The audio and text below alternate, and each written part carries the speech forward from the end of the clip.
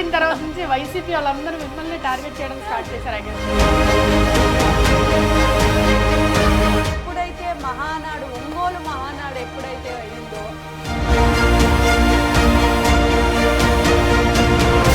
మీ mother చాలా స్పీకర్గా చేశారు.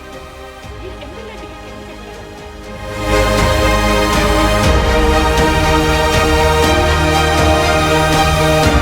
చాలా మంది అనుకున్నారు ఇంకొకరిని తెచ్చారు, ఎందుకు మమ్మల్ని మళ్ళీ పక్కన పెట్టేశారు అవన్నీ అని అంటే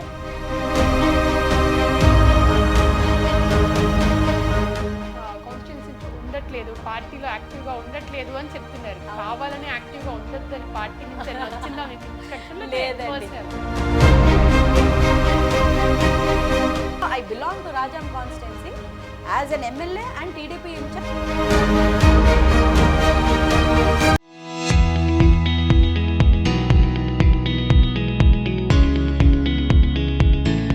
ఆమె తల్లి ఓ సీనియర్ పొలిటీషియన్, ఆమె ఒక ఫైర్ బ్రాండ్.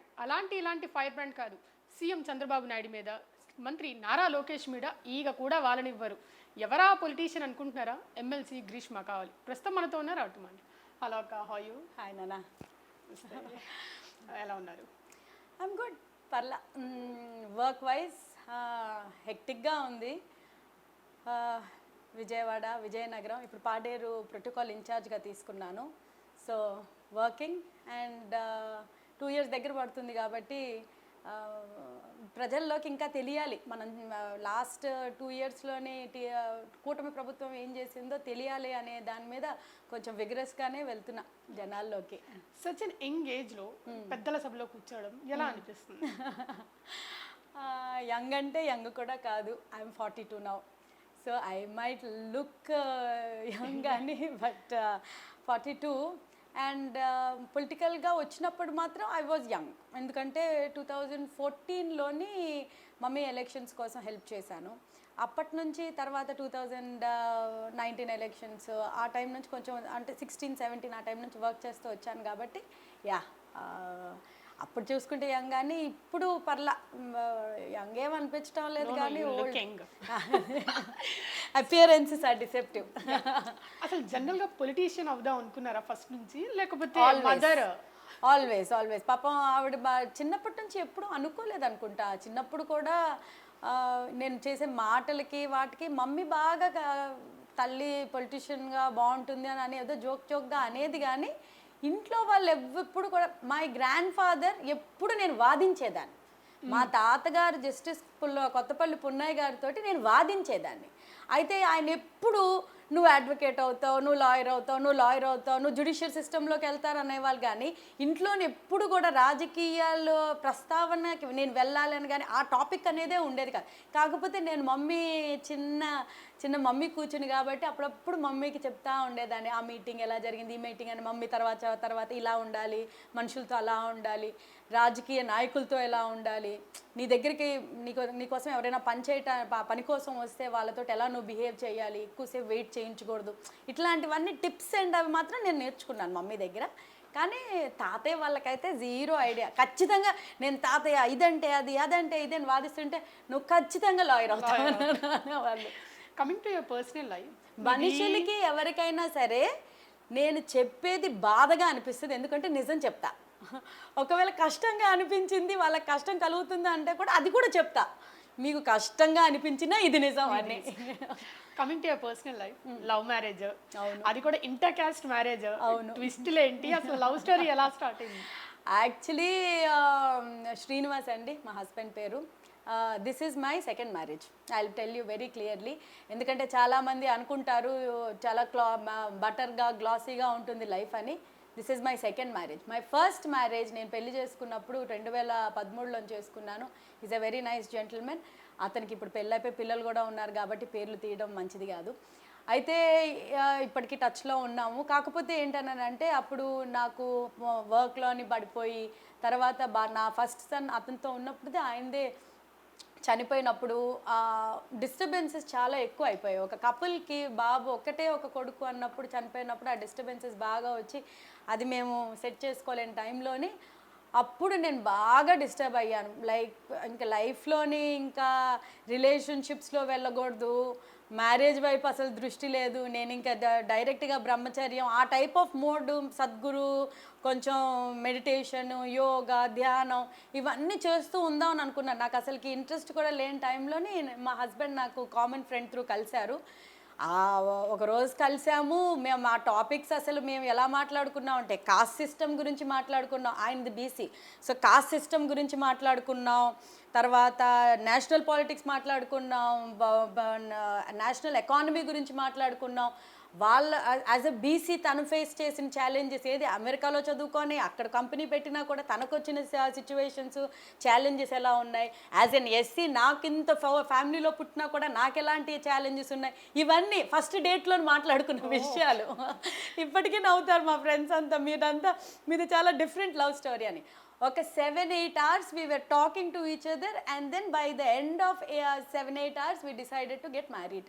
ఇంకా ఇది నేను అప్పటికి ఎలాంటి ఫేజ్ ఆఫ్ మైండ్లో ఉన్నానని అంటే నో ఇంకా డేటింగ్ గీటింగ్ అదంతా వర్కౌట్ అయ్యేది కాదు. సీరియస్ అయితే మనం డిస్కస్ చేసుకొని మాట్లాడుకొని పెళ్లి చేసుకుందాం అని ఒక 8 hours ఇద్దరికి నచ్చింది. 9th hour యాక్చువల్లీ నేను మా మమ్మీకి కూడా ఫోన్ చేసి, మమ్మీ వీడియో కాల్ చేసి మరి, మమ్మీ ఇదిగోండి నాకు ఇష్టమైంది, అబ్బాయికి ఆ క్వాలిటీస్ కూడా బాగున్నాయి, నేను తను పెళ్లి చేసుకోబోతున్నాను అంటే మమ్మీ వీడియో కాల్లోనే షాక్ అయిపోయింది.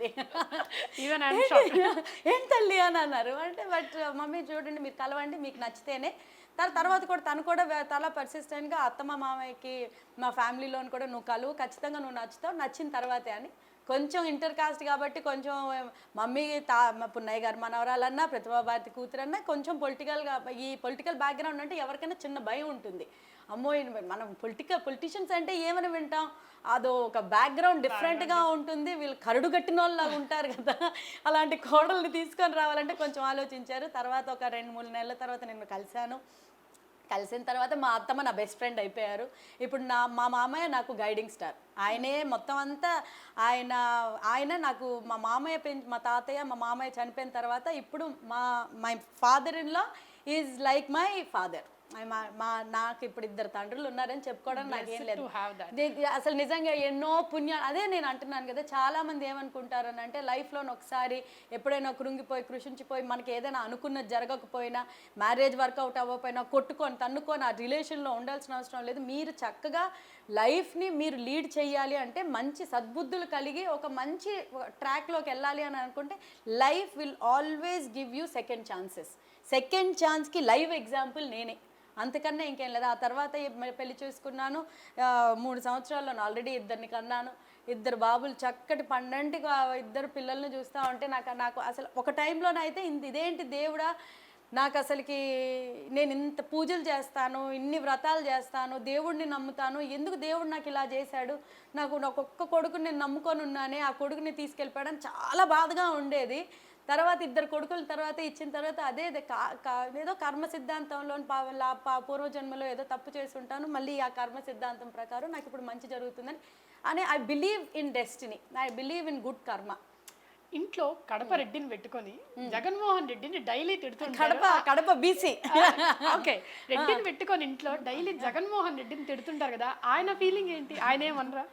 యాక్చువల్లీ మహానాడులోని తొడగొట్టిన తర్వాత అప్పుడు తను యుఎస్లో ఉన్నప్పుడు మా మమ్మీ ఫోన్ చేసింది. యుఎస్ టైమింగ్స్ బట్టి మనకి మీటింగ్ అయింది, తెల్లవారికి వాళ్ళకి తెల్లవారి అవుతుంది, మనకి సాయంత్రం కదా, ఆ టైంలోని వెంటనే ఫోన్ చేసి అది వాసు చూసావా అని అంటే ఇప్పుడిప్పుడే చూస్తే పడుకుండిపోయాను అత్త, నేను ఒకసారి చూసి చేస్తాను ఆగండి అనుకొని చూసి చేశాడు. నేను నా మట్టు నేను హ్యాపీగా నేను పడుకుండిపోయిన టైంలో వీళ్ళ డిస్కషన్స్ ఇవన్నీ నేను హ్యాపీగా పడుకున్నాను, నేను చేయాల్సింది చేసి. అప్పుడు ఏముంది అత్త, మా కడపలో కామనే తొడగొట్టడం అవన్నీ మీరెందుకు అంత ఆలోచిస్తున్నారు అనుకోండి. అప్పుడు మా మమ్మీ సరిపోయింది, దొందులో తయారయ్యారు అనుకోండి. సో అయితే చాలా మట్టుగా ఏంటి అని అంటే మమ్మల్ని ఇంట్లో కొంచెం విప్లవాత్మకంగా మంచి అంటే మంచి, చెడు అంటే చెడులాగే పెంచారు. ఎప్పుడు కూడా చాలా liberal feminist, I'm telling you. అంటే అందరు ఆడపిల్లల మీద నాకేమైనా తప్పు చేసిన ఆడపిల్లల మీద జాలని నేను అన్నాను. లిబరల్ ఫెమినిస్ట్, కరెక్ట్గా ఉన్న వాటి మీద అని. అయితే లాస్ట్ 2019 నుంచి 24 తాలూకు 10 yearలోని జరిగిన సిచ్యువేషన్స్ అన్నీ స్టేట్ వైజ్గా చాలా ఇదిగా ఉండినవి. I felt like I should be the voice of youth, I should be voice of women, I should be voice of SCs, I should be voice of every suppress అయిపోయిన ఎవరైతే ఉన్నారో వాళ్ళందరికీ నేను voice అవ్వాల్సిందే, నా పర్పస్ ఆఫ్ లైఫ్ నాకు అనిపించింది. నాకు ఇంకా దానికి తోడు ఇంకా కడప కోడలుగా ఇంకా నాలోని బయటకి విజృంభించే రకం వచ్చేసింది బయటికి. అంటే ఎవ్వరు చెప్పలేదా తొడగట్టకూడదు పెద్దల సభలో అని చెప్పి, తర్వాత ఏదైనా నెగిటివిటీ అసలు అంటే ఖచ్చితంగా బాధ అనిపించవచ్చు. అంటే నేను తొడగట్టగానే సార్కి అది నచ్చేసింది, లోకేష్ అన్నకు నచ్చింది అని మాత్రం నేను అన్ను. ఆ సిచ్యువేషన్లోనే ఖచ్చితంగా నా ఆవేదనని, నా ఆవేశానికి వెనక ఉన్న ఏదైతే రీజన్ ఉందో అది ఖచ్చితంగా వాళ్ళు అర్థం చేసుకున్నారు కాబట్టి ఈరోజు నన్ను ఆదరిస్తున్నారు. నాకు ఈరోజు ఇంకా ఒక ఎమ్మెల్సీ ఇచ్చినా లేకపోతే అఫీషియల్ స్పోక్స్ పర్సన్ ఇచ్చినా నాకేమనిపిస్తుంది అంటే అప్పుడు ఆ అమ్మాయి ఆ భావోద్వేగాలతో ఖచ్చితంగా మాట్లాడింది. అది ఆ స్టేజ్ మీద కరెక్ట్ అని నేనైతే ఇప్పటికీ కరెక్ట్ అని నేను అనుకోను. ఎందుకంటే నాకే ఏడుపు వచ్చేసింది మాట్లాడిన తర్వాత. ఏంటి నేనేనా ఇంత బర్స్ట్ అవుట్ అయిపోయానని. కొన్నిసార్లు ఎమోషన్స్ని కంట్రోల్ చేసుకోవాలి అని ఆ స్టేజ్ నాకు నేర్పించింది. మనం ఒక స్టేజ్ మీద ఉన్నప్పుడు మన చుట్టుపక్కల ఎవరెవరు ఉన్నారు ఏంటి అనేది దృష్టిలో పెట్టుకొని మాట్లాడాల్సిన మాటలు చాలామంది సీనియర్స్ ఏంటమ్మా అలా అనేసావు అన్న వాళ్ళు ఉన్నారు, యంగ్స్టర్స్ అక్కా చితగ్గొట్టేసావు అన్న వాళ్ళు ఉన్నారు. అయితే నాకు మాత్రం ప్రతిసారి అప్పటి నుంచి అయితే ఇంటికి వచ్చిన తర్వాత మమ్మీ ఒకటే అన్నారు, ఇప్పటి నుంచి అయితే నువ్వు ఏ ఒక్క మాట అన్నా సరే ఒక్కసారి మనసులోని తాతయ్యని గుర్తు తెచ్చుకో, సార్ని గుర్తు తెచ్చుకో, లోకేష్ అన్నని గుర్తు తెచ్చుకో. నా మాట ఎలాగో నువ్వు వినవు కానీ వీళ్ళ ముగ్గురిని ఒక్కసారి గుర్తు తెచ్చుకొని నువ్వు మాట్లాడే మాట ఏదైతే ఉందో అది కరెక్టా కాదా, అది సందర్భమా అని ఒక్కసారి ఆలోచించుకొని అన్నారు. ఆ రోజు నుంచి ఆ మాటలు మాత్రం నేను మర్చిపోలేదు, అదే ఫాలో అవుతాను. ఆ మూమెంట్ నుంచి మీ మీద ట్రోలింగ్ చాలా ఎక్కువ స్టార్ట్ అయింది అనుకుంటారు. తొడగొట్టిన తర్వాత నుంచి వైసీపీ వాళ్ళందరూ మిమ్మల్ని టార్గెట్ చేయడం స్టార్ట్ చేశారు. యాక్చువల్లీ ట్రోలింగ్ అంటే ఏంటో నాకు అప్పుడే అర్థమైంది.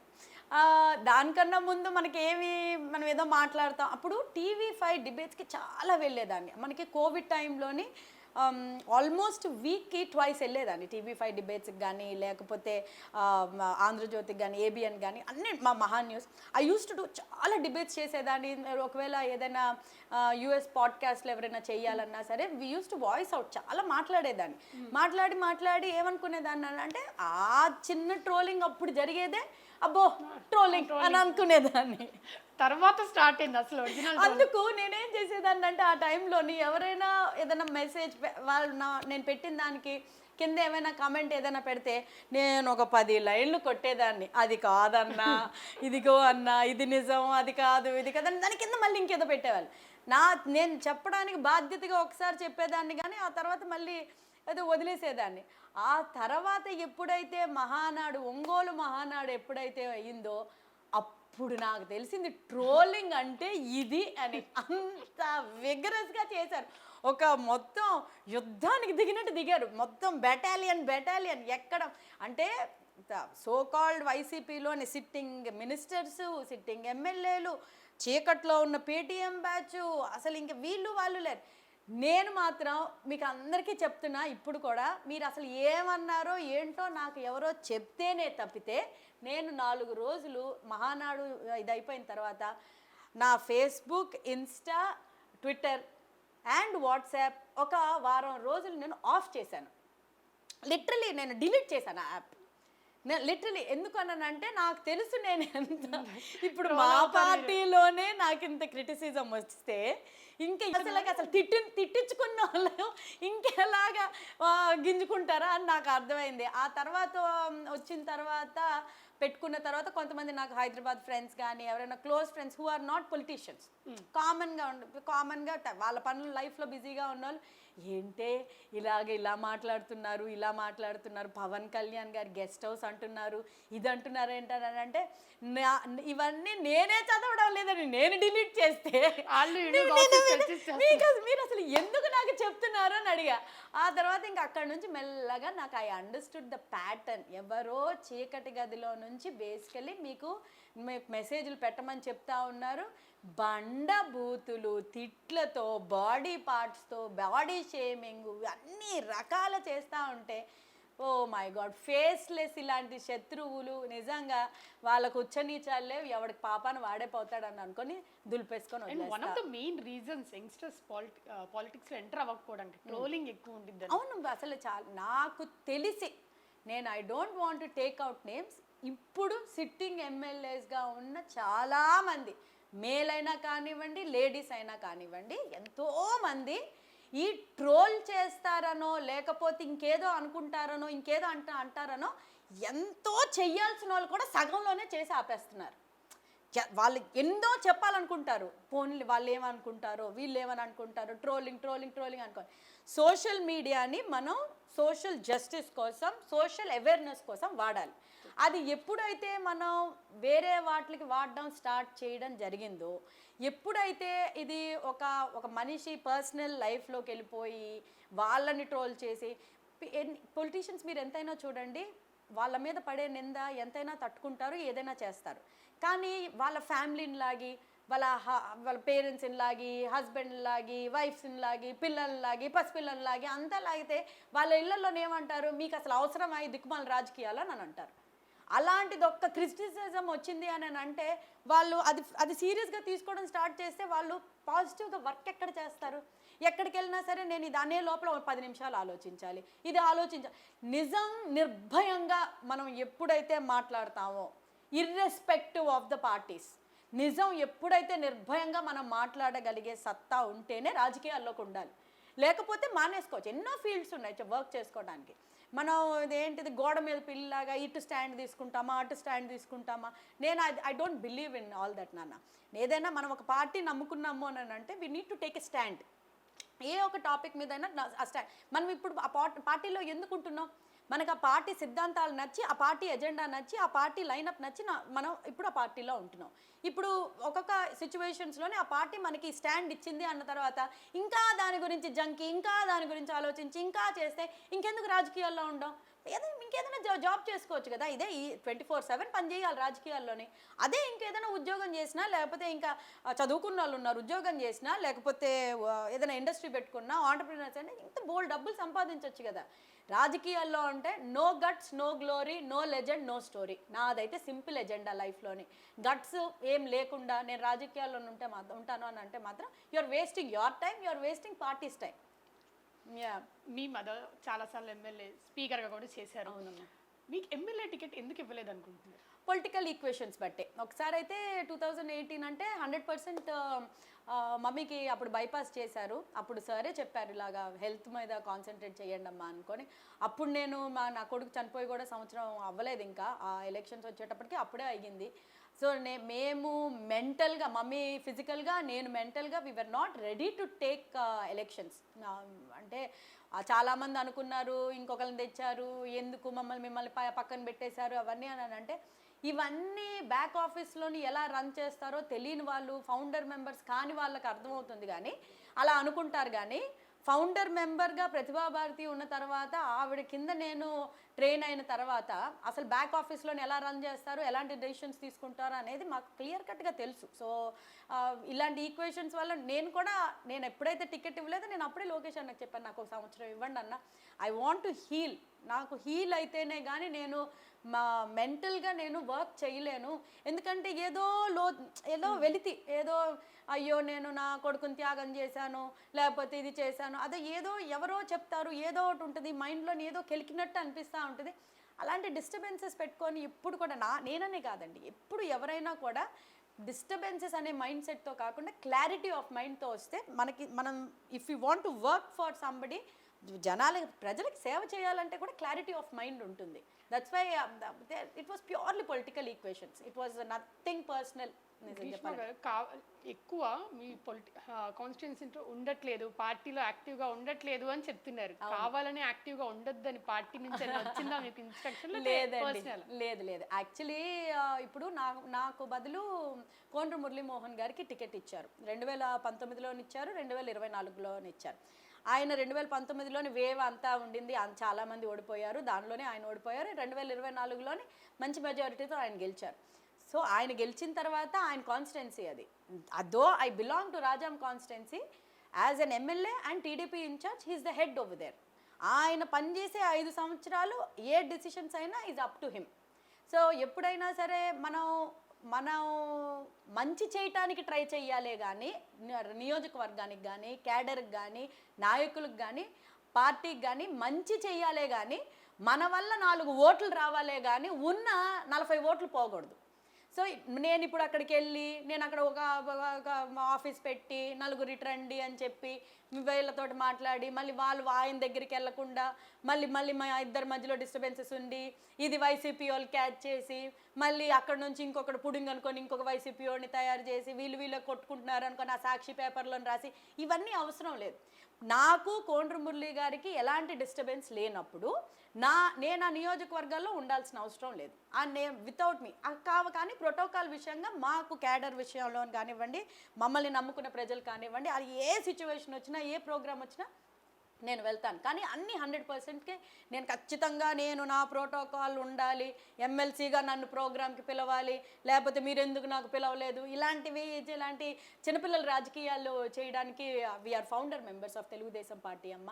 ఇలాంటి చిన్న అలకలు, ఇలాంటి పిలకలు చిలకలు ఇలాంటివి నడవు. ఇంకా ప్రతిభా భారతి ఒప్పుకోదు. So and this is what I learn from mummy దగ్గర నుంచి కూడా నేర్చుకున్నది కూడా నేను ఇదే. సో అది that is the one reason నేను కొంచెం రాజాం నియోజకవర్గానికి ఎంత వెళ్ళాలో అంతే వెళ్తున్నాను, ఎంతో ఉండాలో అంతే ఉంటున్నాను. అయితే అదర్ దాన్ దట్ పార్టీ విషయంకి వచ్చారా, నేను 1 సంవత్సరం నాకు ఇప్పుడు ఎమ్మెల్సీ ఇచ్చినప్పటికీ నేను 9వ నెల కడుపుతో ఉన్నాను 2వ కొడుకుతోటి. నాకు ఇప్పుడు మొన్న మార్చి 28కి 1 సంవత్సరం వచ్చింది ఆ బాబుకి. నేను చాలా ఫిజికల్గా మెంటల్గా మీరు చాలామంది అనుకుంటారు ఎందుకు కనిపించడం లేదంటే మీరు చూస్తున్న వాళ్ళకి కూడా తెలుసు సంవత్సరం పిల్లలు ఉంటే ఎలాంటి ఇబ్బందులు ఉంటారో. ఎంతమంది ఆయాలు ఉండనివ్వండి, మా అత్తమ్మ మమ్మీ వాళ్ళని చూసుకుంటూ ఉండనివ్వండి, కుటుంబ సభ్యులు ఎంత ఉన్నా ఒక తల్లి స్థానం తల్లిదే, అది ఎవరూ మార్చలేరు. నేను ఎంత పని చేసినా ఎంత విగరస్గా వర్క్ చేసినా ఎక్కడికి వెళ్ళినా సరే అట్లీస్ట్ 2 రోజులకైనా ఇంటికి వెళ్ళాలని అనుకుంటాను. వెళ్ళి వాళ్ళ మొహాలు చూడగానే ఉండిపోతాను. ఇంకా ఏదో ప్లాన్లో వెళ్తాను కానీ ఇంకొక అట్లీస్ట్ 2 డేస్ ఉండిపోతాను, 1 డే ఉంటాను. అదొక reason. And one more thing ఏంటనంటే పాడేరు ఇప్పుడు ప్రోటోకాల్ ఇన్ఛార్జ్గా వేసుకున్నాను. నేను ఇప్పుడు ఎక్కువ పాడేరుకి వెళ్తున్నాను. ఎక్కడైనా సరే మన ఏదైతే కూటమి నాయకులు ఎక్కడైతే గెలవలేదో అక్కడ నేను వర్క్ చేద్దామని డిసైడ్ అయ్యాను. ఎందుకంటే మన వాళ్ళు చక్కగా చేసుకుంటున్నారు అన్నిటి దగ్గర. వాళ్ళు ఎక్కడైతే బాగుందో బాగాలేదో అనేది సారు లోకేష్ అన్న డిసైడ్ చేసుకుంటారు. ఎక్కడైతే కూటమి నాయకులు గెలవలేదో, క్యాండిడేట్స్ గెలవలేదో అక్కడ మనం వర్క్ చేస్తే మన క్యాడర్కి కానివ్వండి, మన ఓటర్స్కి కానివ్వండి బాగుంటుంది అనేది నా ఫీలింగ్. అది వర్క్ చేస్తే అది ఆ ఫలితం కనిపిస్తుంది మనకి. ఐ పర్సనలీ ఫీల్ లైక్ ఎక్కడెక్కడైతే ఓడిపోయారో అక్కడ మనం ఖచ్చితంగా గెలవాలి అని నేను మన వాళ్ళకి చెప్పాను. నేను ఆ లోకేష్ అన్నకి ఆప్షన్స్ ఇచ్చాను, అన్న ఇక్కడ అని అనుకొని అన్న చెప్పారు పాడేరుకి వెళ్ళమని. నేను ఎప్పుడు కూడా అమ్మ ఏదైనా కూడా ఏ వర్క్ చేసినా వర్క్ చేయకపోయినా కూడా నా 100% నేను లోకేష్ అన్నకి చెప్తా. దిస్ ఈజ్ ద రీజన్ నేను ఏదైనా మీటింగ్కి వెళ్ళలేకపోతున్నా, ఉండలేకపోతున్నా, చేయలేకపోతున్నా చెప్తాను. ఎక్కడైనా విగరస్గా చేస్తున్నా కూడా అన్న ఇక్కడ కొంచెం చేస్తున్నాను అది కూడా చెప్తాను. ఇది రెస్పాన్సిబిలిటీ. పార్టీ అనేది మనం వాళ్ళ షోల్డర్స్ మీద, పార్టీ అనేది వాళ్ళ షోల్డర్స్ మీద పెట్టి నడిపిస్తున్నారు చంద్రబాబు నాయుడు గారును లోకేష్ గారు. అండ్ స్టేట్ని కూటమి నాయకులు అందరూ కలిసి వీళ్ళు చేస్తున్నప్పుడు మనం వచ్చి దాన్ని డిస్టర్బ్ చేయడం అనేది కరెక్ట్ కాదు. As an individual I don't feel it's correct. మీకు మీ పార్టీ ఎమ్మెల్యేకి పచ్చగడ్డి వేస్తే భగ్గుమనిద్దంట, అది ఇంకా నడుస్తుందా లేకపోతే క్లోజ్ అయిందా ఇప్పటికే? నేను యాక్చువల్లీ ఇది ఎప్పుడు కూడా అది చాలామంది మిస్అండర్స్టాండింగ్ చేసుకుంటారు. నేను ఎందుకు చెప్తున్నానంటే 2019లోని ఆయనకి టికెట్ ఇచ్చినప్పుడు కూడా సార్ పిలిపించి చెప్పినప్పుడు కూడా నేను మా మదర్ ఏమో మీ ఇష్టం సార్ మీరు ఏం చెప్తే అది అన్నారు. ఆవిడ మట్టుగా ఆవిడ వెళ్ళిపోయారు శ్రీకాకుళంకి. నేను ప్రజావేదికలోనే అప్పుడు కమ్యూనికేషన్స్లో పనిచేస్తా ఉన్నా, నా మట్టుకు నేను పనిచేసుకుంటూ వెళ్ళిపోయాను. పార్టీ స్ట్రక్చర్ ఎలా ఉంటుందో నాకు తెలుసు. ఇప్పుడు ఎవరైనా ఒక ఎక్స్ ఎమ్మెల్యేని కానీ ఎక్స్ మినిస్టర్ని కానీ మన పార్టీలోకి తీసుకుంటే కేవలం ఒక్కసారికి కంటెస్ట్ చేసి వదిలేయడం అనేది జరగదు. ఖచ్చితంగా 24లో ఆయన కంటెస్ట్ చేస్తారని తెలుసు. ఖచ్చితంగా ఏ డిస్టర్బెన్స్ ఉండకూడదని తెలుసు. అయితే ఎవరైతే ఈ పచ్చగడ్డేస్తే బగ్గుమంటుంది ఇలాంటివన్నీ నాకు ఎందుకు నవ్వొస్తుంది అని అంటే జనాలకి గాసిప్ చేయటం బాగా అలవాటు అయిపోయింది. ఫస్ట్ ఆఫ్ ఆల్ నమ్మలేకపోతున్నారు మా ఇద్దరి మధ్యలో డిఫరెన్సెస్ లేవని. వాళ్ళ కిక్ ఏంటి అని అంటే జనాలకి అపోజిషన్కి వాళ్ళకి ఏంటి అని అంటే వీళ్ళ మధ్యలోని చిచ్చు ఉంది అని చెప్తే వాళ్ళకి ఆ కిక్ ఉండొచ్చు. కానీ సారీ టు డిసప్పాయింట్ ఎవ్రీబడి, నాకు కోండ్రు మురళి గారికి ఎలాంటి డిస్టర్బెన్సెస్ లేవు. మీ పచ్చగడ్డి వేయండి, ఎండు గడ్డి వేయండి, ఏ గడ్డి వేసినా సరే ఇది మా ఇద్దరి మధ్యలో ఎలాంటి డిస్టర్బెన్సెస్ లేదు. As a matter of fact 2019లోని ఆయన క్యాంపెయినింగ్ అప్పుడు ఇంకా ఆవిడకి బైపాస్ అయిన అక్టోబర్లోని బైపాస్ చేశారు మా మదర్కి. అయినా కూడా ఆయన 2019లో టికెట్ వచ్చిన తర్వాత as a polit bureau member ఆవిడ వెళ్ళి ఆవిడ క్యాంపెయిన్ చేసింది ఆయనకి. దట్ ఈజ్ మాకు కమిట్మెంట్, పార్టీ మీద ఉన్న కమిట్మెంట్ అది. ఇర్రెస్పెక్టివ్ ఆఫ్ మాకు ఇచ్చారా లేదా అని కాదు, మాకు పార్టీ గెలవాలి, ప్రతి ఎమ్మెల్యే గెలవాలి, ప్రతి ఎమ్మెల్యే గెలిస్తే చంద్రబాబు నాయుడు గారు సీఎం అవుతారు, అదే మాకు ఎజెండా.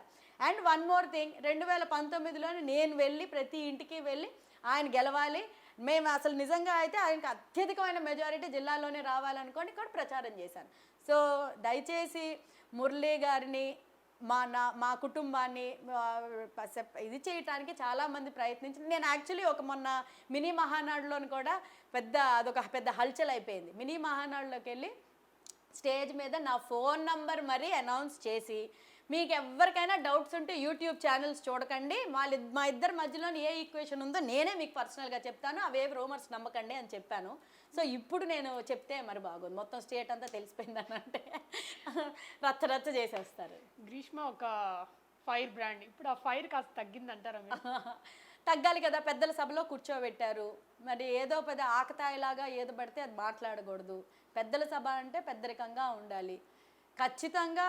అలా అని పార్టీ గురించి కానీ, చంద్రబాబు నాయుడు గారి గురించి కానీ, లోకేష్ అన్న గురించి కానీ, లేకపోతే పవన్ కళ్యాణ్ అన్న గురించి కానీ, ఎవరైనా సరే, ఇప్పుడు కూటమి నాయకుల గురించి ఎవరి గురించి అయినా ఏదైనా తప్పుడు మాటలు లేకపోతే జనాలను తప్పుదోవ పట్టించడానికి ఏదైనా మాట్లాడితే దాన్ని ఖచ్చితంగా కౌంటర్ ఇవ్వాలి. సో నా పరిధిలోని ఉన్నంత వరకు నేనైతే ఉంటున్నాను. ఫైర్ అనేది ఏముంటుంది, ఫైర్ అనేది ఫైర్గానే ఉంటుంది. ఎప్పుడు ఫైర్ ఎక్కడికి వెళ్తుంది, ఎక్కడికే వెళ్ళదు. కొంచెం ఆచి తూచి మాట్లాడుతున్నాను, లేకపోతే బెత్తం పెట్టి కొడతాడు లోకేష్ అన్న. మీకేం తెలుసు, నాకు చాలా భయం లోకేష్ అన్న అంటే. నేను చాలా ఆచి తూచి మాట్లాడతాను, అంత క్యాజువల్గా ఏం ఉండరు. ఆయన చాలా జోక్లు వేసినా ఏమేసినా కూడా నేను 2 minutes ఆలోచించి మాట్లాడతాను. So he's like an elder brother to me and he's a guiding force behind all of us. మేము ఒక మాట అనాలి అంటున్నాము అని అంటే అది ఖచ్చితంగా అది పార్టీకి మంచి జరుగుతుందా లేదా అని సందర్భం బట్టి మాత్రం చెప్తా ఉంటారు. అంటే గతంలో మీరు తొడగొట్టి జగన్మోహన్ రెడ్డిని తిట్టారు కాబట్టి మిమ్మల్ని ఎమ్మెల్సీ పిలిచి మరి ఇచ్చారు అంటున్నారు. అంటే అసలు ఎమ్మెల్సీకి కూడా అర్హురాలు కాదు అని చెప్పి వైసీపీ వాళ్ళు ట్రోల్ చేశారు మిమ్మల్ని, దీనికి సమాధానం చెప్తారు? ఇప్పుడు వాళ్ళకి ప్యాటర్న్ ఎలా అయిపోయిందనంటే, వైసీపీలోని వాళ్ళందరికీ మినిస్టర్స్ అవ్వాలి అని అంటే చంద్రబాబు గారిని తిట్టాలి.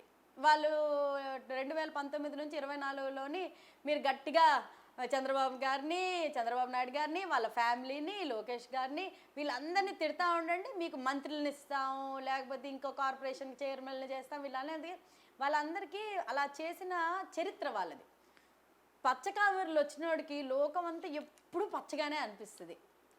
అర్హులు అనర్హులు అనేది డిసైడ్ చేయాల్సింది వాళ్ళు కాదు, ప్రజలు ఎవరికి అర్హత ఇచ్చారు రూల్ చేయటానికి? కూటమికి ఇచ్చారు. కూటమి నాయకులు నేను అర్హురాలని నన్ను అనుకున్నారు. సో నేను అర్హురాలని కాదా అనేది వైసీపీ వాళ్ళు చెప్పడం అనేది చాలా ఇట్స్ కామెడీ. నేను ఇప్పటికీ చెప్తా ఉన్నా, తొడగొట్టినందుకు ఎమ్మెల్సీ ఇచ్చేశారు, లేకపోతే తొడగొట్టినందుకు ఇంత అవకాశాలన్నీ ఇస్తున్నారు అని అనుకుంటే, ప్రతి ఒక్కరికి ఇప్పుడే చెప్తున్నా, మీరు నిజంగా సవాల్ చేయాలి అని అనుకుంటే కొట్టేయండి, అందరు కొట్టేసేయండి, ఎవరు కాదన్నారు? నేను నమ్మిన సిద్ధాంతం కరెక్ట్ అని అనుకున్నాను కాబట్టే తొడగొట్టాను. నేను జగన్మోహన్ రెడ్డి తప్పు చేస్తున్నాడు కాబట్టే ఆయన మీద సవాల్ విసిరాను. వైసీపీ నాయకులు ప్రతి ఇంటికి అన్యాయం చేస్తూ బస్సు యాత్ర అనుకొని ప్రతి దగ్గరికి బయలుదేరడానికి వెళ్ళారు కాబట్టి బస్సులోంచి ఈడ్చి తంతానని అన్నాను. నేను ఎక్కడ తప్పు అనలేదు. మీరు ఒక గవర్నెన్స్ రన్ చేసే సీట్లో కూర్చొని మీరు ఆ సీట్కి అవమానించే ప్రదంగా Jaganmohan Reddy and co behave చేశారు కాబట్టే నేను సవాల్ చేశాను. అంతే తప్పితే నాకేమీ ఆయన మీద పర్సనల్ గ్రడ్జ్ ఏమీ లేదు, లేకపోతే ఆయన ఏమైనా అంటే నాకేమైనా వచ్చింది ఏమీ లేదు. ఇది ఆ సందర్భంలోని ఇట్ వాజ్ నీడెడ్. ప్రజల్ని ఇబ్బంది పెట్టి, పార్టీ వాళ్ళని ఇబ్బంది పెట్టి, ఇర్రెస్పెక్టివ్ ఆఫ్ ద జెండర్, మీరు ఆడవాళ్ళని, మగవాళ్ళని, పిల్లల్ని అసలు ఎవరిని వదలకుండా ప్రతి ఒక్కరిని హింసించి పన్నన్నారు, రైతుల్ని బాధ పెట్టారు, ఆడపిల్లల్ని బాధ పెట్టారు. ఎంత బాధ పెట్టారని అంటే ఇప్పుడు జగన్మోహన్ రెడ్డి గారు అసలు ఏది కూడా కరెక్ట్ చేయలేదు అని ఆయన అంతరాత్మకు తెలీదా? లైక్ ఆయన మిస్టేక్ చేశాడు కాబట్టి ఆ రోజు నేను మాట్లాడాల్సి వచ్చింది. లేకపోతే నాకేముంది, హ్యాపీగా అందరితో పాటు నార్మల్గా మాట్లాడాలి అని అంటే 15 నిమిషాల ప్రసంగం ఎవరైనా చేస్తారు, దాని గురించి కాదు. నాలో నుంచి వచ్చింది ఒక ఉద్వేగభరితమైన జగన్మోహన్ రెడ్డి పాలన మీద ఒక వ్యతిరేకత అనేది ఒక ఉద్వేగమైన ఉపన్యాసంగా వచ్చింది, అంతే తప్పితే మరి ఇంకేమీ లేదు. గతంలో అయినా ఇప్పుడైనా ట్రోలింగ్స్ గురించి ఇందాక మనం మాట్లాడాము, గట్టిగా జరుగుతాయి అవన్నీ.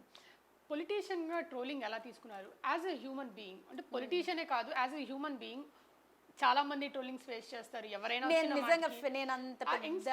ఎవరికైనా ట్రోలింగ్ ఫేస్ చేసే వాళ్ళకి నాకు నిజంగా అంటే నేను అబద్ధం ఆడుతున్నట్టు చాలా మంది అనుకుంటారు, కానీ క్రిటిసిజం అనేది మనం తీసుకున్న దాన్ని బట్టే ఉంటుంది. చిన్నప్పటి నుంచి రాజకీయాలు ఇలా ఉంటాయి అని నాకు అసలు ఐడియా లేదు. అంటే మా మదర్ నేర్పించినా లేకపోతే ఇంట్లో ఏమైనా డిస్కషన్స్ నేను విన్నా కూడా రాజకీయాలు అంటే ఏముంటుంది, మనం అపోజిషన్లో ఉంటే రూలింగ్ పార్టీ ప్రజల కోసం రూలింగ్ పార్టీ మీద ఫైట్ చేయాలి, రూలింగ్ పార్టీ అని ఉంటే ఇర్రెస్పెక్టివ్ ఆఫ్ ద పార్టీస్ ప్రజల కోసం సేవ చేయాలి.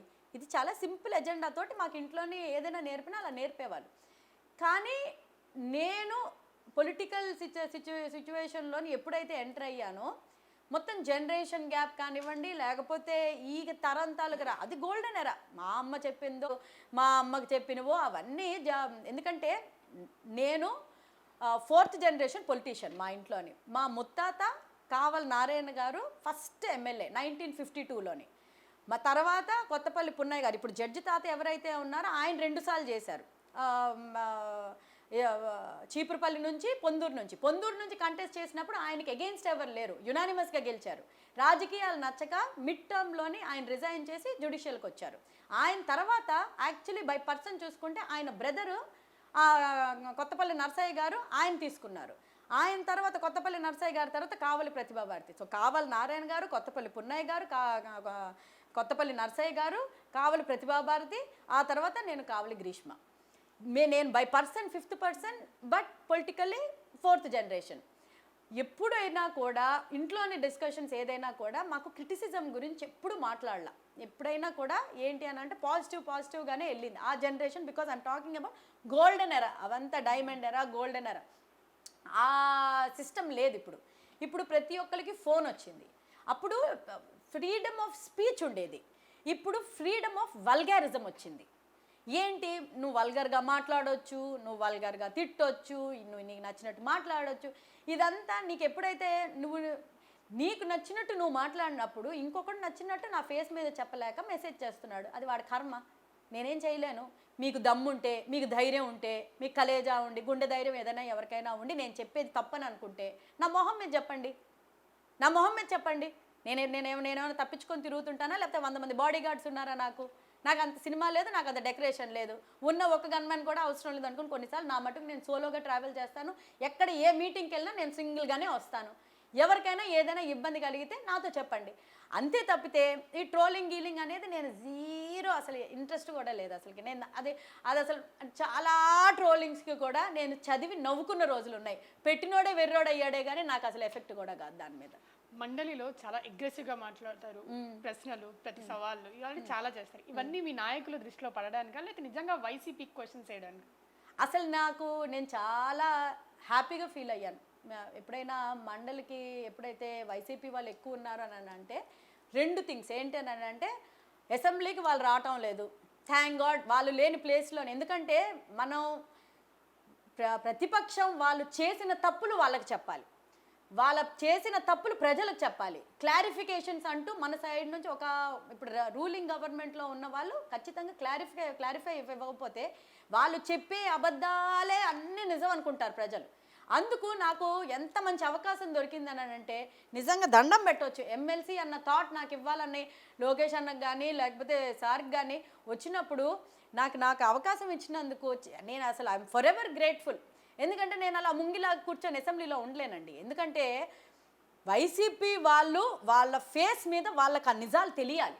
ఇప్పుడు బొత్స గారు కానివ్వండి, ఆ వరద కళ్యాణి కానివ్వండి, వీళ్ళు ఎవరైతే ఉన్నారో వీళ్ళు మట్టుగా నచ్చినట్టు అబద్ధాలు చెప్పుకుంటూ వస్తున్నారు.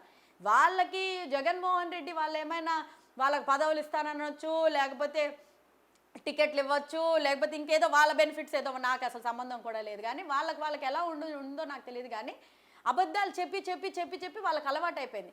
నేను వచ్చిన తర్వాతే నాకు యాక్చువల్లీ అర్థమైంది ఏంటనంటే సిట్టింగ్ ఇన్ ద కౌన్సిల్ వాళ్ళు నోరు తెరిచి ఒక్క నిజం మాట్లాడటం లేదు.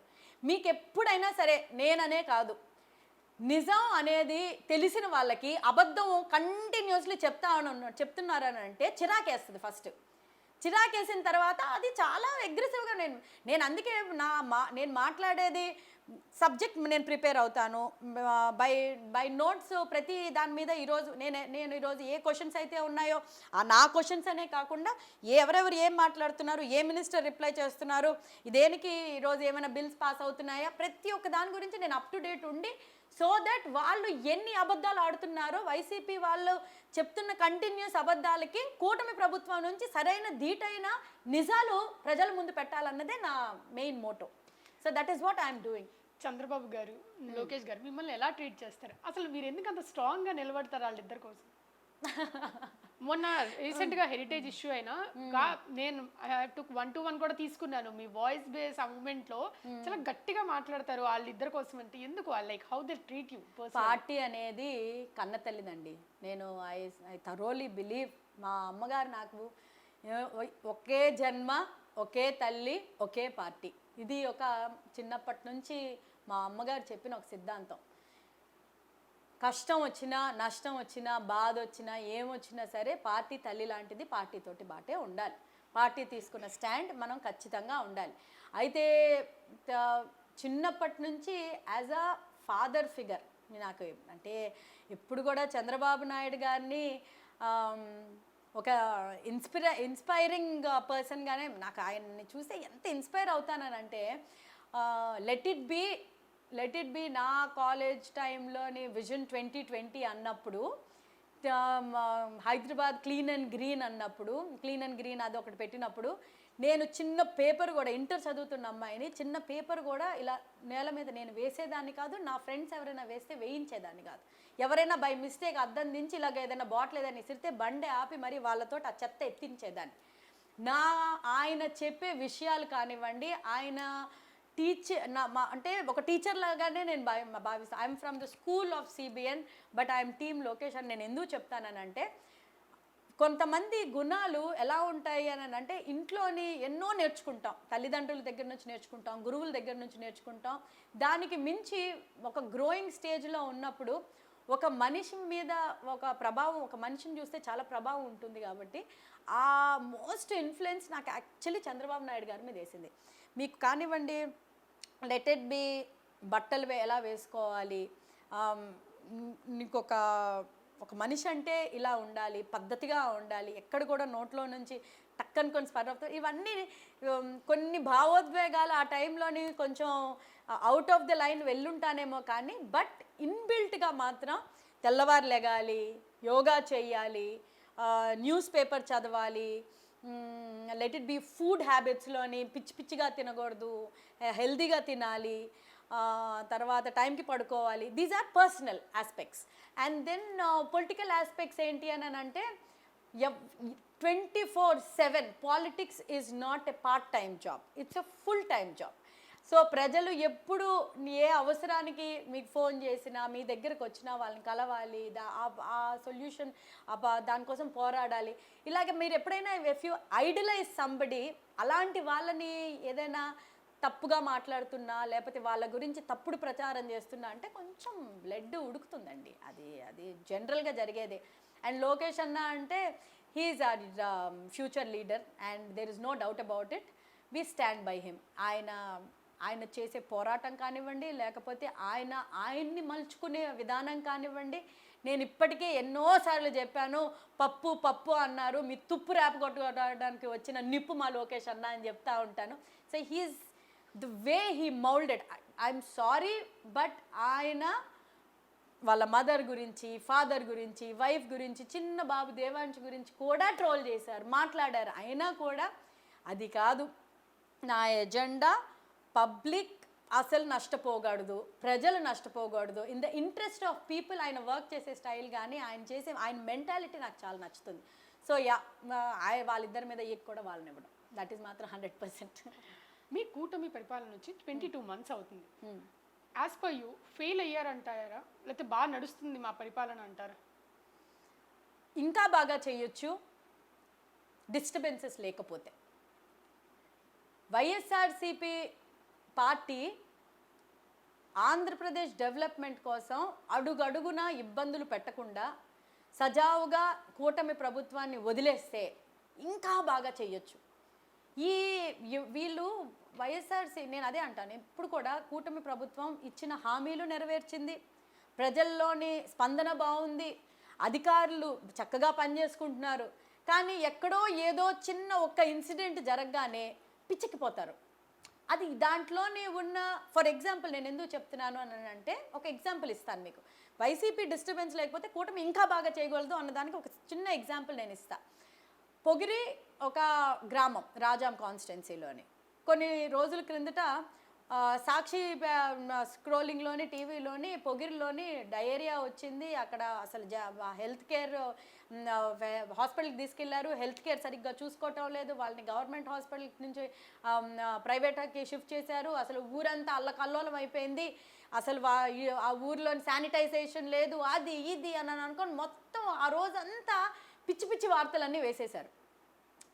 చుట్టుపక్కల ఉన్న గ్రామాల్లో కూడా ప్యానిక్ అటాక్ వచ్చేసింది. వాళ్ళు ఏంటి ఒక ఈ ఊరికి జరిగితే ఎంతసేపు ఇంకో ఊరికి స్ప్రెడ్ అవ్వడానికి, వాటర్లో ప్రాబ్లమా లేకపోతే శానిటేషన్ ప్రాబ్లమా, ఏం జరిగింది, ఫుడ్ ప్రాబ్లమా, అసలు ఎవరికేం అర్థం కాలే.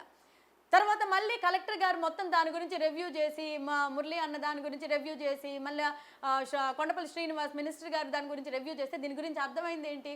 ఆ తర్వాత కలెక్టర్ గారు నాకు మళ్ళీ నేను అడిగితే, మొన్న రివ్యూలో అడిగితే చెప్తున్నారు, అది డయేరియా ఆ ఫ్యామిలీ మెంబర్స్కే వచ్చింది, వాళ్ళు అవుట్ ఆఫ్ స్టేషన్ వెళ్ళి ఏదో తిన్నారు, దానికి ఏదో వచ్చి వాళ్ళు they are all getting treated, పక్క హాస్పిటల్లోకి వెళ్ళారు, మళ్ళీ they came to government hospital అని. ది జస్ట్ ఒక ఎగ్జాంపుల్.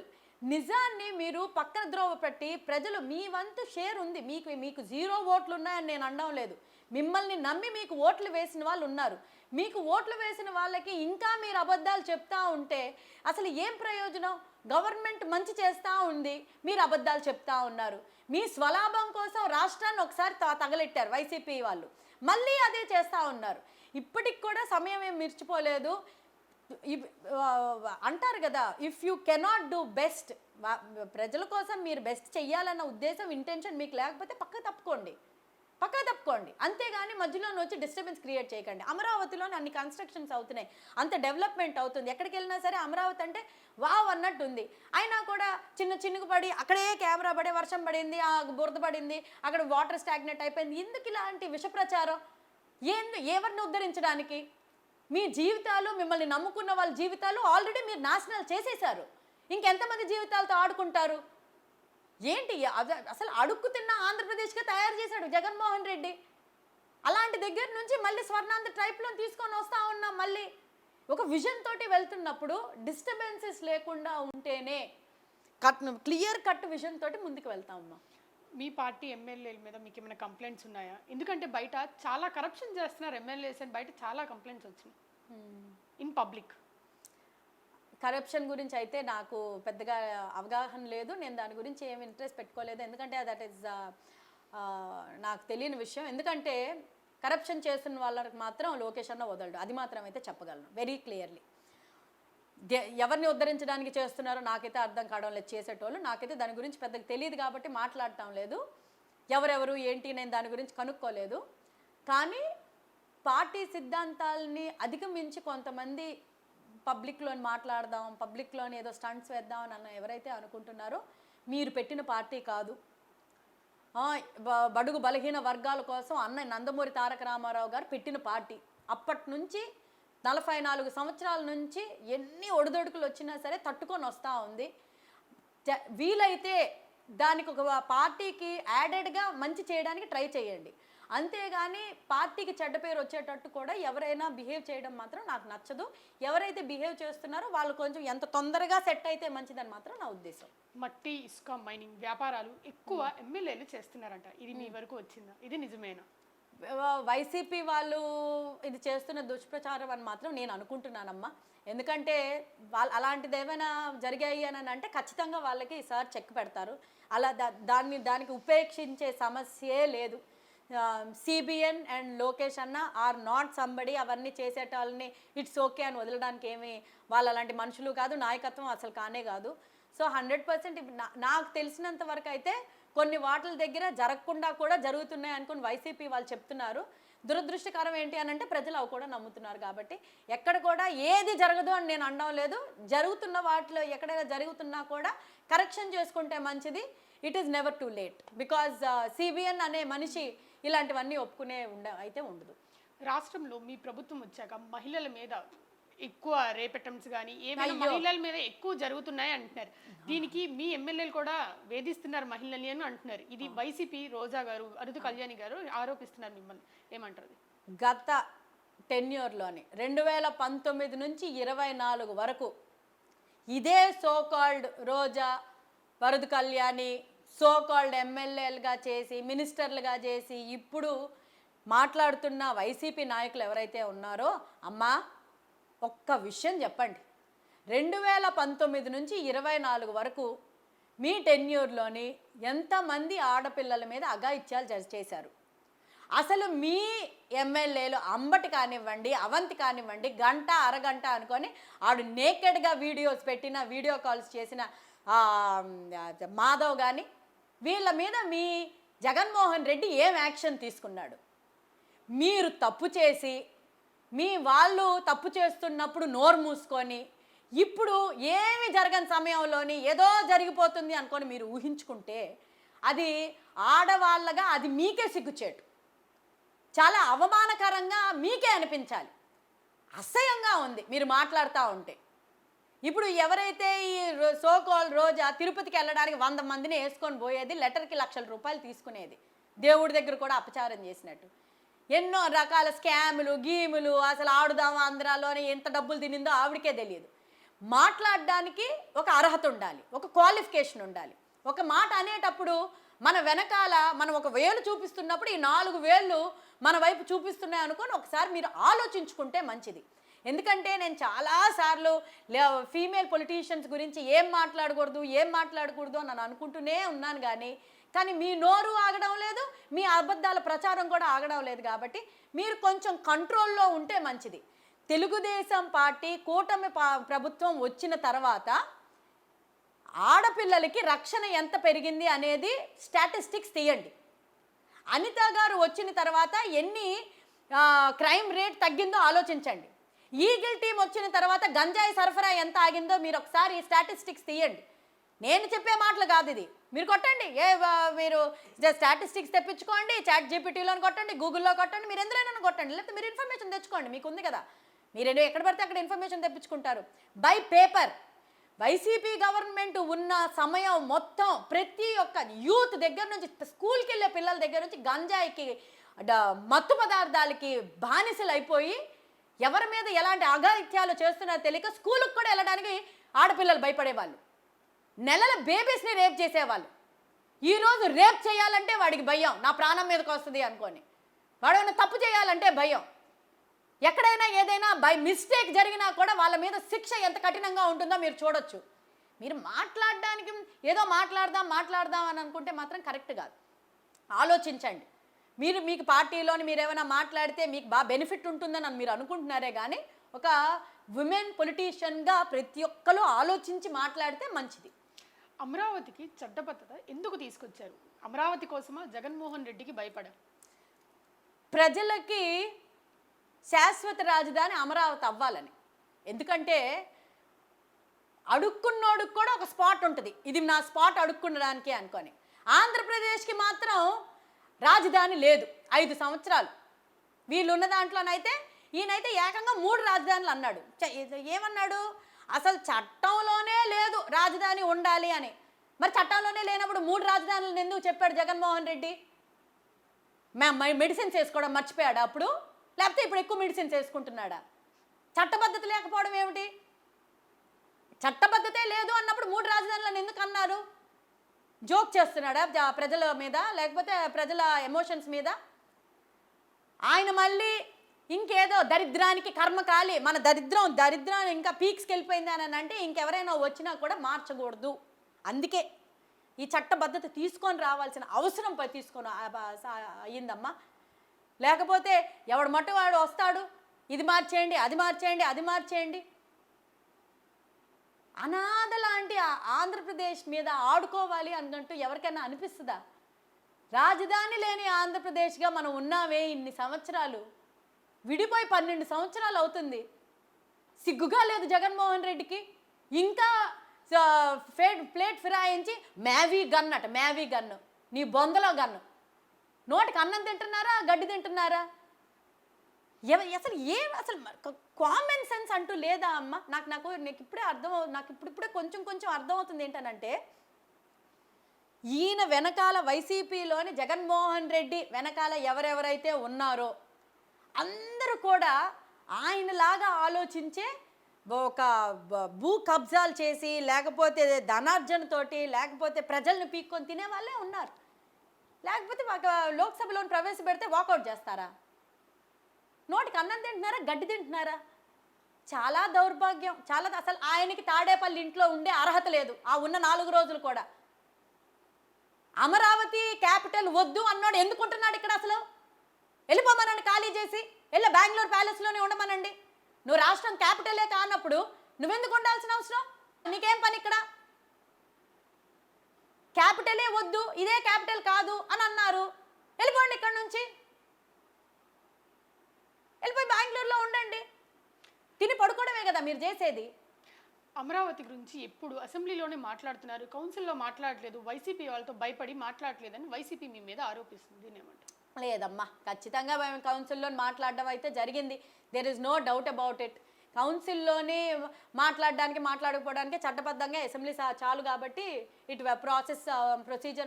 ప్రొసీజరల్గా వెళ్తాం. మనం ఎప్పుడు కూడా లెజిస్లేటివ్ ఏవైతే పొజిషన్ ఉందో, రూల్ ఆఫ్ పొజిషన్ ఏదైతే ఉంటుందో according to the legislator affairs కింద వెళ్తుంది. దానికి ఎలాంటి డోకా లేదు.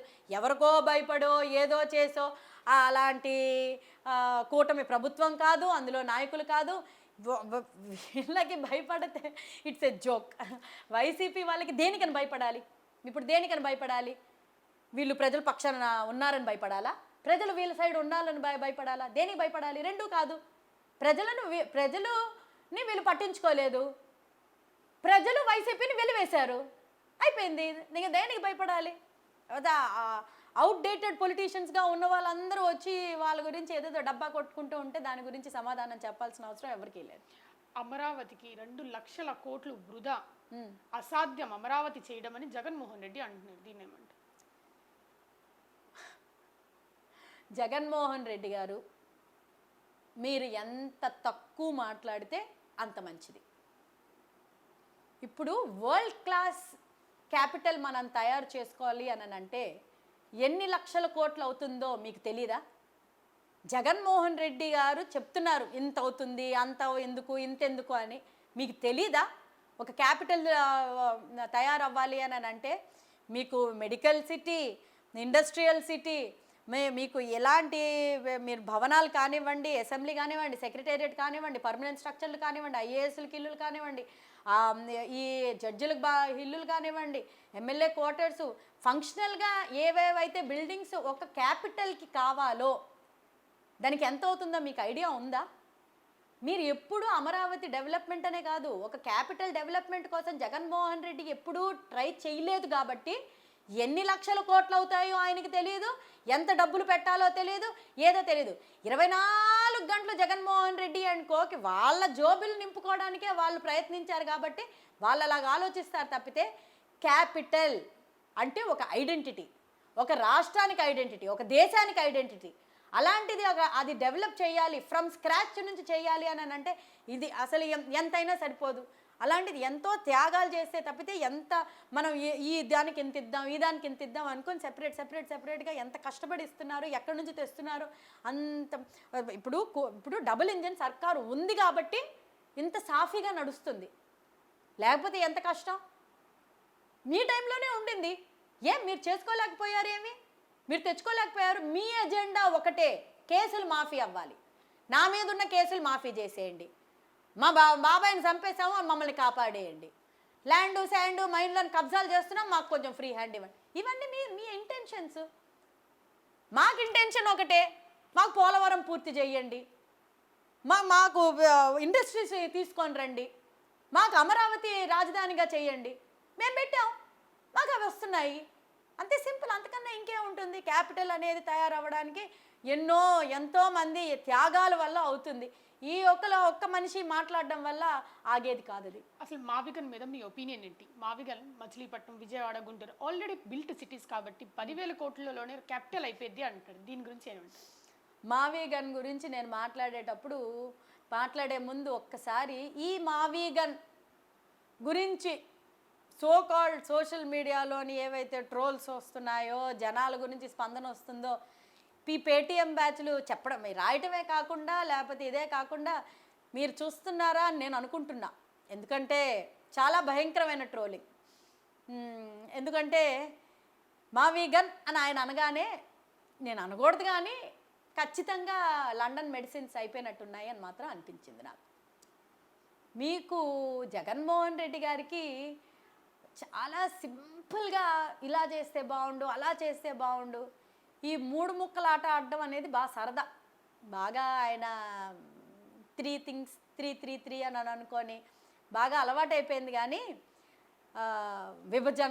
విభించడం, కొంచెం విభజించడం, ఎవరిని మట్టుకు వాళ్ళని సెపరేట్ చేయడం, ఈ సెక్టర్ని చేయటం, ఈ కులాన్ని చేయటం, ఆ రీజియన్ని చేయటం, ఇప్పుడు ఈ మూడుని కలపటం, ఏంటో అసలుకి. నాకైతే మాత్రం పర్సనల్గా మాత్రం అనకూడదు, కానీ లండన్ మెడిసిన్స్ మాత్రం ఫెయిల్ అయినట్టు నాకు అనిపిస్తుంది. దాని గురించి నో కమెంట్స్. అసలు దాని గురించి అసలు ఎంత తక్కువ పీక్స్కి వెళ్ళిపోయినట్టు అనిపించింది నాకైతే. రాష్ట్రంలో వచ్చే డబ్బులన్నీ జీతాలకే సరిపోతున్నాయి అన్నారు. మీరు అమరావతి ఎలా కడతారు? అన్నిటికీ సరిపోయేటట్టు మేనేజ్ చేయడానికి చంద్రబాబు నాయుడు గారు ఉన్నప్పుడు మీకు ఎందుకు బాధ? మిమ్మల్ని అడుగుతున్నారా అడ్మినిస్ట్రేషన్ ఎలా రన్ చేయాలి అని, లేకపోతే స్టేట్ ఎలా రన్ చేయాలని? ఆయన head of the state Chandrababu Naidu గారు, ఆయనకి తోడుగా పవన్ కళ్యాణ్ గారు యాజ్ డెప్యూటీ చీఫ్ మినిస్టర్, పార్టీలోని ప్రతి ఒక్కరు and young and dynamic Lokesh అన్న, అందరూ కలిసి నడిపిస్తుంటే state with the help of Narendra Modi garu, PM గారు చేస్తున్నప్పుడు మిగతా వాళ్ళు ఏం మాట్లాడుతున్నారు అనేది ఇర్రెస్పెక్టివ్ అమ్మా. ఎందుకంటే కొన్నిసార్లు సందర్భానికి బట్టి మనం మాట్లాడుతూ ఉండాలి. వీళ్ళు ఎందుకు చేయలేకపోతున్నారు, ఎందుకు చేస్తున్నారు అన్న వాటికి చాలా ఇట్స్ వెరీ షేమ్ఫుల్. అంతకన్నా ఇంకేం చెప్పడానికి లేదు. గ్రౌండ్ లెవెల్లో టీడీపీకి జనసేనకి ఒక కోల్డ్ వార్ నడుస్తుందంట, అది నిజమేనా? కొన్ని కార్యకర్తల్లోనే ఖచ్చితమైన డిసప్పాయింట్మెంట్ ఉంది, కాదని నేను అంటాం లేదు. మనం ఒక ఫ్యామిలీలోనే ఉన్న తర్వాత మనకి మిగతా వాళ్ళు ఇంకొకళ్ళు కలిశారు అని అంటే చిన్న డిస్టర్బెన్సెస్ అయితే ఉంటాయి, కాదని నేను అంటాం లేదు. అయితే నా రిక్వెస్ట్ ఒకటే, ప్రతి ఒక్కరికి ఎంతమందో త్యాగాలు చేస్తేనే కానీ, ఎంతోమంది పోరాటం చేస్తేనే కానీ ఈరోజు కూటమి ప్రభుత్వం రాలేదు. అది మనం దృష్టిలో పెట్టుకోవాలి ఎప్పుడు కూడా. నాకెందుకు జరగలేదు, మీకెందుకు జరగలేదు అని అనుకునే ముందు దీనివల్ల ప్రజలు ఎంత కోల్పోయారు. ఎందుకంటే మనం అందరం ఒక పుల్లని ఈజీగా ఇరిపేయచ్చు, ఒక 10 పుల్లలు పెడితేనే మనకి ఇరపడానికి కష్టంగా ఉంటుంది. ఎక్కడ ఓట్ షేర్ అనేది స్ప్లిట్ అవ్వకూడదు, ఓట్లు అనేది మనకి ఎక్కడ కూడా పోకూడదు అనే ఉద్దేశంతో కూటమి ఫామ్ అవ్వడం జరిగింది. చిన్న మిస్అండర్స్టాండింగ్స్ ఏమైనా ఉంటే వాళ్ళు సార్ట్అవుట్ చేసుకోవాలి, కానీ హయ్యరార్కీ దగ్గర మాత్రం ఎలాంటి డిస్టర్బెన్సెస్ మాత్రం లేదు. అది నేను క్లియర్ కట్గా నా పర్సనల్గా నేను చూశాను. ఎందుకంటే అట్మోస్ట్ రెస్పెక్ట్ లోకేష్ అన్నకి, పవన్ అన్న, చంద్రబాబు నాయుడు గారికి, పవన్ కళ్యాణ్ గారు అన్న, మోడీ గారు అన్న, చాలా అంటే high respect and high regards ఉన్నాయి. తెలుసండి. ఎందుకంటే ఆయనకి చంద్రబాబు నాయుడు గారికి, పవన్ కళ్యాణ్ గారికి వాళ్ళిద్దరికీ తెలుసు మనం ఎలాంటి పరిస్థితుల్లోని రాష్ట్రం మన చేతికొచ్చింది. ఇలాంటి పరిస్థితుల్లోని చిన్న చిన్న ఏమంటారు గ్రౌండ్ లెవెల్లో జరిగే చిన్న చిన్న మిస్అండర్స్టాండింగ్స్కి మనం చెల్లించిపోతే కాదు అనుకొని పవన్ కళ్యాణ్ గారు చెప్తూనే ఉంటారు మీటింగ్స్లోని, ఇటు చంద్రబాబు నాయుడు గారు కూడా చెప్తూనే ఉంటారు మాకు మీటింగ్స్లో కూడా. ఎక్కడ కూడా మీరు ఏమైనా డిస్టర్బెన్సెస్ ఉంటే సెట్ చేసేసుకోండి, కానీ మేము ఖచ్చితంగా ఇది 15 years ఉండే గవర్నమెంట్, మమ్మల్ని ఎవ్వరూ టచ్ చేయలేరు, ఇది ఖచ్చితంగా మేము 15 years కలిసే ఉంటాం. అంటే పాలిటిక్స్లో కూడా 33% రిజర్వేషన్ మహిళలకి రాబోతుంది, మినిస్టర్స్ ఎమ్మెల్యేస్ పెరగబోతున్నారు, ఎలా అనిపిస్తుంది? మీరు ఎక్కడి నుంచి పోటీ చేయబోతున్నారు అలా? It's a very nice thing. చాలా ఇంకెక్కువ విమెన్ అంటే నాకు తెలిసి చాలామంది ఉన్నారు ఎలిజిబుల్గా, మాట్లాడే వాళ్ళు ఉన్నారు, ఫైట్ చేసిన వాళ్ళు ఉన్నారు రైట్స్ కోసం, కరెంట్ సిచ్యువేషన్లోనే వాయిస్ అవుట్ చేసిన వాళ్ళు, అలాంటి వాళ్ళందరినీ అకామిడేట్ చేయడానికి అవుతుంది. ఇంకా మహిళా శక్తి ఇంకా ఎక్కువగా కనిపిస్తుంది. More the merrier, always always. నా గురించి అంటారా, నేను ఇప్పటి వరకు అయితే దేవుడి దయ వల్ల పొలిటికల్ లైఫ్ అనేది ఎప్పుడూ ప్లాన్ చేయలేదు. చంద్రబాబు నాయుడు గారు, లోకేష్ అన్నే ప్లాన్ చేశారు. వాళ్ళు ఇదిగో ఈ కాన్స్టిట్యున్సీ ఇచ్చి కంటెస్ట్ చేయమంటే చేస్తాను, లేదు అకామిడేట్ చేయడానికి అవ్వదు, ఎమ్మెల్సీగానే ఉండు అంటే ఎమ్మెల్సీగా చేస్తాను, రెండూ కాదు పార్టీకే పనిచేయని అంటే ఇంకా హ్యాపీగా పనిచేస్తాను. పార్టీ ముఖ్యం, పార్టీ గెలవడం ముఖ్యం, మనం కూటమి ప్రభుత్వం గవర్నమెంట్ ఫామ్ చేయడం ముఖ్యం. That is main agenda. And but very happy, extremely happy. Women ఎక్కువ మంది కనిపిస్తారు, ఎక్కువగా ఫైట్ చేయడానికి, ఉమెన్ ఇష్యూస్ ఇంకా బాగా రేస్ చేయడానికి బాగుంటుంది. దీనివల్ల ఎంపవర్మెంట్ జరిగిద్దంటారా? జస్ట్ జరుగుతుంది, ఎంప్లాయ్మెంట్ ఇచ్చాము అన్నట్టు? లేదు లేదు లేదు లేదు. మనం ఇప్పుడు 2026లో ఉన్నాం. ఇప్పుడు జస్ట్ ఏదో ఇచ్చాం, నామకే వాస్తే ఇచ్చాం, లేకపోతే ఏమైనా మామూలుగా కూడా పదవులు ఇచ్చినప్పుడు ఎట్లా ఉండేదని అంటే ముందు కాలంలోని వాళ్ళు పేరుకే లేడీస్ ఉండేవాళ్ళు, కానీ హస్బెండో లేకపోతే బ్రదరో వాళ్ళు మొత్తం అంతా రాజకీయం నడిపేటోళ్ళు.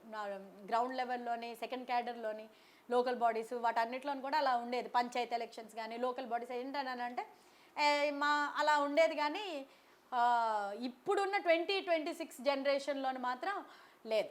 ఖచ్చితంగా వేరే వాళ్ళు నామకే వాస్తే ఇస్తానన్నా కూడా విమెన్ వాళ్ళ రైట్స్ కోసం వాళ్ళు ఫైట్ చేస్తారు, వాళ్ళు అనుకున్న వాటి కోసం ఫైట్ చేస్తారు, వాళ్ళు అనుకున్న సిద్ధాంతాల కోసం పోరాడతారు, ప్రజల కోసం, ప్రజలు పక్షాన నిలబడతారని మాత్రం నాకు ఖచ్చితంగా తెలుసు.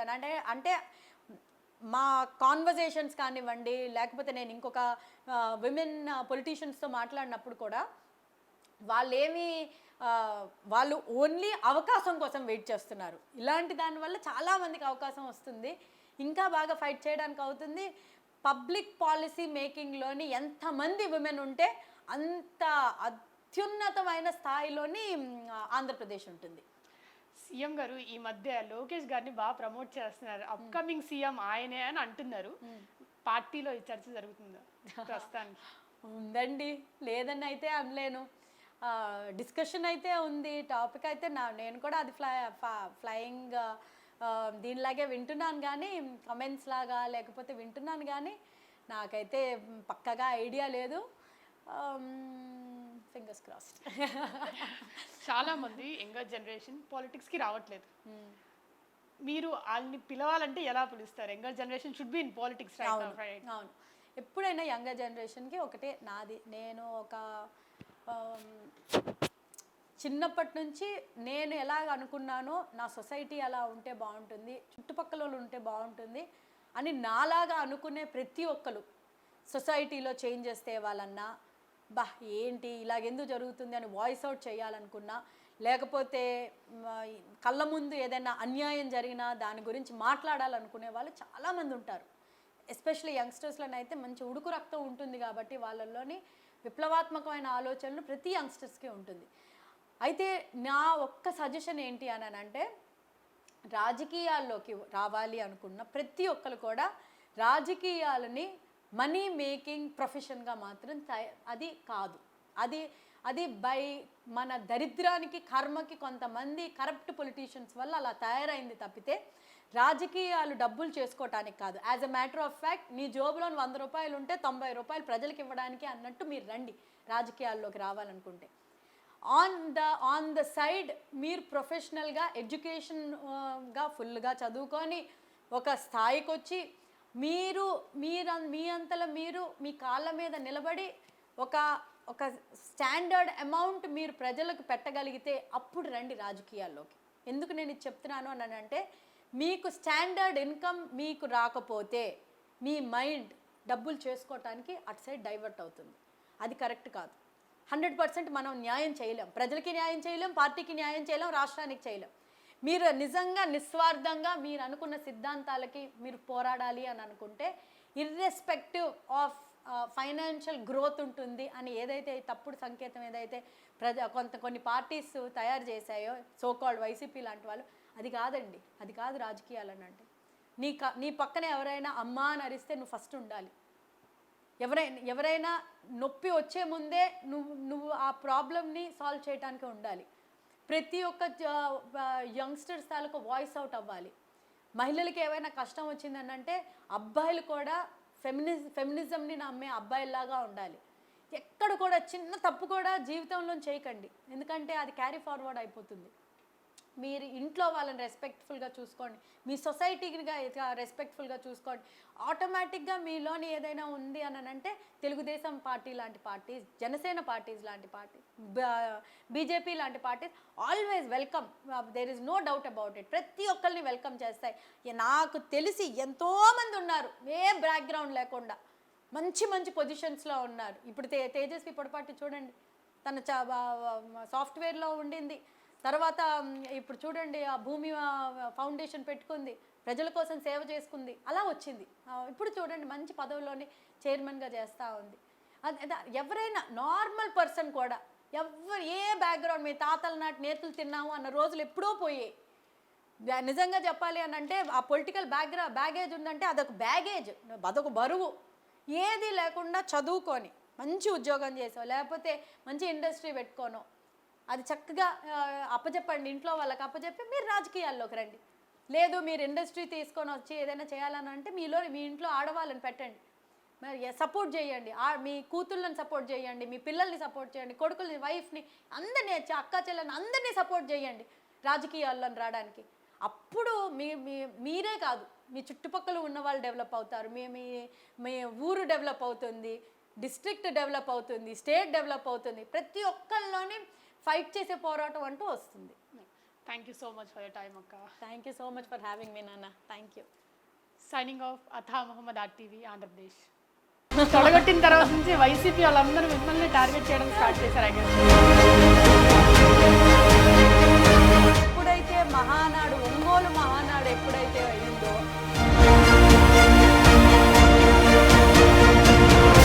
మీ మదర్ చాలా స్పీకర్ చేశారు.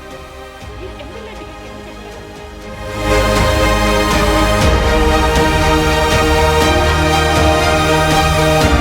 చాలామంది అనుకున్నారు ఇంకొకరిని తెచ్చారు, ఎందుకు మమ్మల్ని పక్కన పెట్టేశారు అవన్నీ అని అంటే,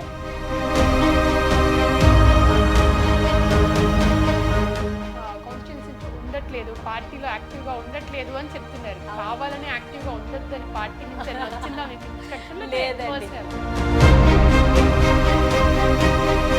I belong to Rajam constituency as an MLA and TDP in charge.